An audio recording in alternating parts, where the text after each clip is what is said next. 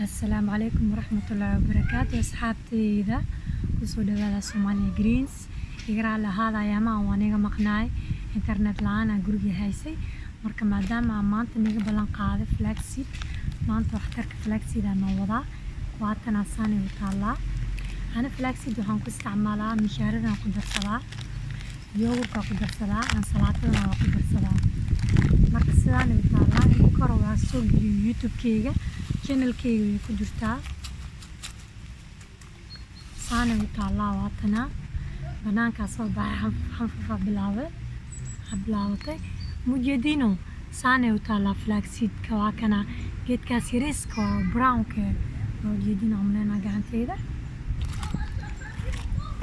marka kana waxa waaye markii buda laga dhigay budaan ka dhigay waa tuntay markii la isticmaalayo markaad waxtarkeeda ka hadlayna flaxseed baxyaalahan geedkan oo soo gataa kuwa organic waaye kan jarmalka ka imaaday suuqa dukaamada iyo wadanka jooga waa laga helayaa meeshaas ka soo gatay marka flaxseed waxay taraysaa waxa ku jira calcium dadka calcium la'aanta haysa Soomaali badan oo Yurub markasta ka cabaadaya lafaha ka xanuunayso calcium ku jira potassium ku jira magnesium flaxseed hadii magnesium ku yaryahay flaxseed okay way alternative fiican ay ku noqonaysaa magnesium ku jira vitamin A ku jira iyo waxa kale oo ku jira mineral kale iyo fiber yaalku waxa caloosha jilcinayo oo mususha ka caawinayo marka flaxseed waxay taraysaa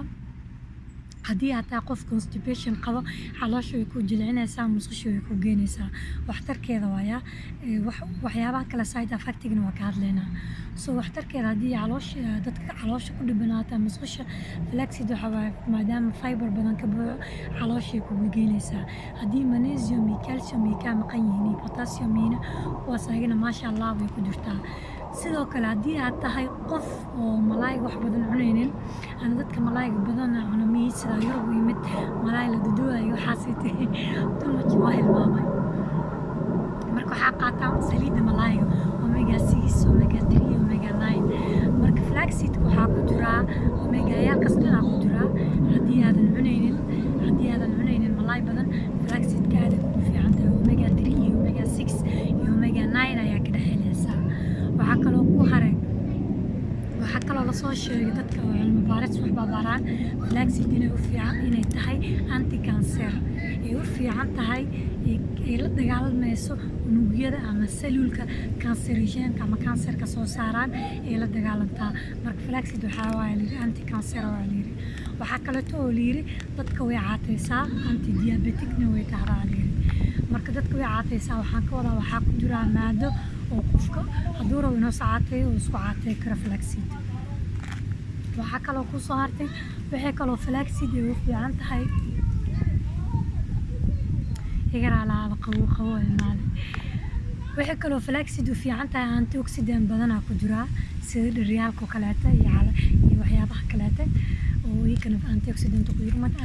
antioxidant wuxuu u fiican yahay difaaca jirkaada ama system immunity-gaada oo kor u qaadaya taasoo ku fiican yahay marka flaxseed aad aragtid inaad waxtarkeeda heshid inaad isticmaashid waaye ayadoo budo wax badanna budaha ka dhigan aad isticmaali karin because iyo way halaabaan waxaanayte marka waa kana ana waa tuntay mar dhawaa tumay waa ujeedin halahaan inay maroosaa alada caadiga nyaanyooyinka guri waxaan soo gaday aan ka dhameeyay ku daray markii la tumo saanay noqonaysaa flaxseed budadaas marka isticmaashid waxaa ka isticmaalaysaa qaandada kafeega ama yogurka ku shubanaysaa ama waxa ku shubanaysaa mashaarada waxaa la ogol yahay maalintii qofkan uu isticmaalo lama qaado ama maximum 3 qaado ma la iska badiyo hadda side effect-ga ay leedahay flaxseed waxa waaye haddii aad iska badisid waxay ku keeni kartaa caloosha ku fariisan kartaa because waxa u baahan tahay marka flaxseed qaadanaysid inaad liquid ama biyo badan inaad cabtid waaye biyo hadduu qofka cabaynin wax kastoo qaadanaya caloosha ku fariisanaya marka flaxseed waxa la yiri qofka caloosha ugu dhageysaa haddii uu biyo badan qaadanin wuxuu caloosha iskaga dejiyo because waxa la rabaa wixii inay socdaan loo baahan yahay oo dhoona jirka uu kala soocaya waxa nafaqada uu haysana waxa qashinkana dishay musqusha ayaa geynaysa marka saas daraadeed waxa lagu yiri flaxseed iska badisid side effect leedahay caloosha ku dhageysaa waxay kaleeto haddii aa qof allergy ka qabo aa tahay has ku qaadanin flaxseed please dhakhtarkaada la tasho dadka allergikada qabaan ama xasaasiyada qabaan flaxseed ma loogu talagalay inaad dhakhtarkaada aa u warsatid waaye haddaa qaadan kartid dii kaleeta hadda waa kugu socon haddaa allergy ka qabtid flaxseed aa qaadanin waxaa kaloo kusoo haray hooyada uurka leh haddaa hooyo uur leedahay tahay please adina sidoo kaleeto flaxseed aa qaadanin because flaxseed wuxuu u fiican yahay problem hormonaalka wuu u fiican yahay laakiin haddaa uur leedahay nefasta waa danger ayuu leeyahay beebigaada marka ma isku qaadan kartid flaxseed waxaa kaloo kusoo haray haddii aad tahay qof medication ku jiro oo caloosha daawo u socoto ama haddii aad tahay qof daawooyinka la qaadanayo ama dhabar xanuun ama lafa I don't know haddii qof treatment aad tahay oo u socdo haas ku qaadan flaxseed waa inaad dhakhtarkaada ula tashataa haddii oo flaxseed aa qaadan kartid iyo haddii kaleete haddii aad tahay qof dhiig kar ama tension haddaa qabtid iyo waxaasaytay saasoo kaleeta dhakhtarkaada ula tasho inkastoo uu layiri flaxseed dadka oo dhiig karka qaba way u fiican tahay layiri dadka diyaabeetka qabana way u fiican tahay laakiin inaad dhakhtarkaada ula tashatid waa markasta oo weydiisid haddii aa qaadan karta haddii kaleete because waxaa laga yaabaa dadka dhan isku mid maahan dadka qaarkooda inay dhibto dadka kale qaarkoodana inay u fiicnaato marka saas daraadeed haddaa hooyo uur leedahay isku qaadanin allergic haddaa qabtid ha qaadanin maxay yahayd haddii problem caloosh iyo medication iyo xanuun iyo problem caafimaad aa qabtid aa daawo iyo waxyaabahaas ku socdo ha isku qaadanin flaxseed hana iska badanin dhinac kasta oo adduunka ilaahay keenay ogaaw inay leeyihiin wax fiican iyo inay leeyihiin side effect macnaha positive iyo negative ba way leeyihiin marka positive waxaa waaye qaandeer aa qaadanaysaa waa tumaysaa sida niitusi dhaladayda ana kan weyay tuman tahay mishaaradaa ku darsanaysaa hal qaand ama lama qaadno subaxdii markaa ku raacanaysid ama yoogurkaada saasaa caafimaadka ku helaysaa anti-inflammatory waaye calcium aa ku jiraa potassium waxaasna aa ka helaysaa magnesium wuu ku jiraa dad badan aa arkay Yurub oo Soomaaliya lafaha ka xabaadaya oo calcium kaniini loo soo qoro haddii calcium uu ka maqan yahay ogaaw flaxseed way ku caawinaysaa waxaa kaloo ku caawinaya celery waa aragteen sida lafaha camal oo u samaysan yahay so please marka waxyaabaha caafimaadka